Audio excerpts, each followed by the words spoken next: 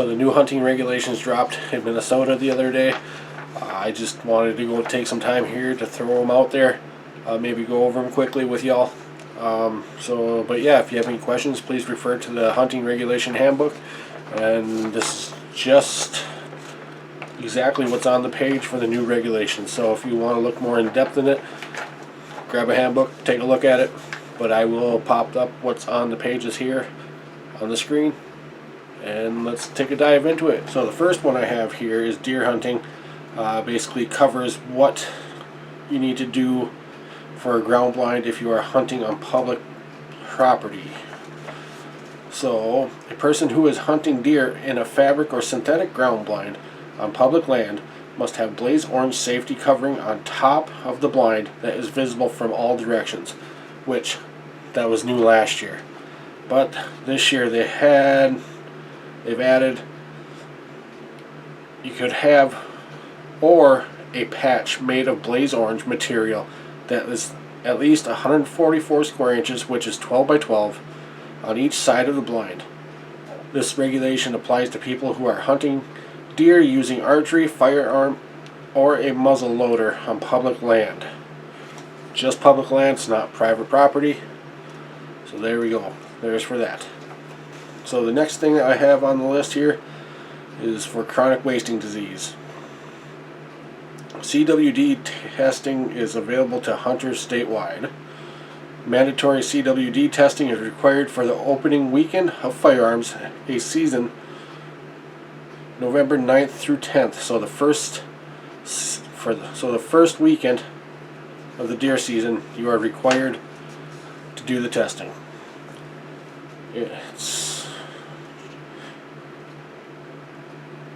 So I'm going to start over here with this. Mandatory CWD testing is required for the opening weekend of a firearm A season, November 9th through 10th, in all CWD surveillance and management zones.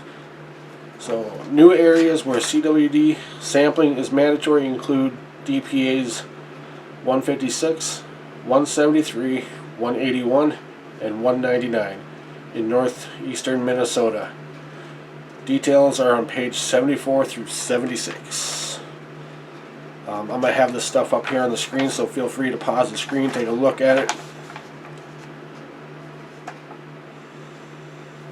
A new CWD management zone, deer permit area 642, used to be DPA 342, was added in response to a positive deer detected near Wabasha during fall of 2023.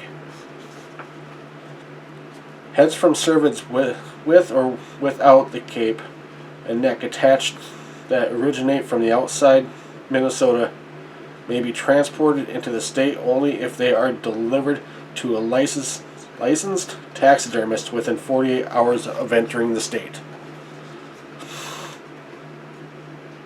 Heads from cervids with or without the cape and neck attached that are taken inside a CWD management zone may be transported outside of the CWD management zone only if they are delivered to a licensed taxidermist within 48 hours of leaving the management zone. So once you harvest that deer, you have 48 hours to get it to a taxidermist if you're planning on to do a mount after you leave that zone. So Camp Ripley archery deer hunt this year. Archery hunting on the Camp Ripley Game Refuge will be administered by Camp Ripley officials. The refuge will be open to the public hunting throughout the archery season to 150 hunters each day through an online sign-up process. The bag limit, licensing, and registration requirements in Deer Permit Area 248 will apply to the archery season at Camp Ripley.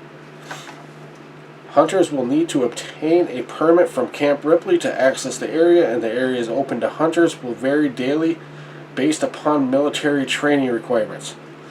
More information, including instructions for obtaining a permit, can be found at, they have a website here and I'll have it on the screen. For questions, contact Camp Ripley Public Affairs Office at 320-616-2784. Or you can email them, which will be on the screen too. You can pause it, write it down if you want. Fur bearer, trapping, and hunting. An apprenticeship, an apprentice trapper validation is now available. Validation is a short-term exclusion to the requirements for completing trapper education training. It can be purchased where hunting and fishing licenses are sold. Details are on page 24. The river otter season has been extended to close with beaver trapping season on May 15th. A registration event will be held at DNR offices on May 16th during the hours indicated on page 58. One fisher and one bobcat may be taken in the South Fur Bearer Zone, page 53, from January 14th to 19th. A bobcat taken in the South Fur Bearer Zone on page 53 counts towards the statewide limit of 5 bobcats. A fisher taken in the South Fur Bearer Zone, page 53, counts towards the combined limit 2 fishers, pine marten, 2 fisher or pine marten, or 1 fisher and 1 pine marten. This year's fisher marten registration deadline will be Monday, December 23rd. The registration period for this season is being shortened to 24 hours after the close of the season to avoid interference with the holidays. Fisher and marten may be registered during the hours and at the locations listed on page 58 without an appointment. Fisher, pine marten, river otter, and bobcat can be registered at any DNR office throughout the open seasons by appointment. The boundary of the North and South Fur Bearer Zone has been changed to Interstate 94, Highway 10, as indicated on the map on page 53. So, waterfowl. A special permit to take Canada geese during September goose season is no longer required. Electronically issued federal duck stamps are now valid throughout the waterfowl season. Pictorial stamps will be mailed after the season. Find all waterfowl and migratory bird regulations in the annual waterfowl regulation book, available now. So, next topic is hunting license. A person may use a digital image of paper license issued to A person may use a digital image of a paper license issued to and received by the person to meet the requirements to possess a paper license. The image may be exhibited to the conservation officer or peace officer to meet the requirements. Hunters will still need a site tag or validation coupon for certain species indicated in the regulation book. Sale of adipose tissue.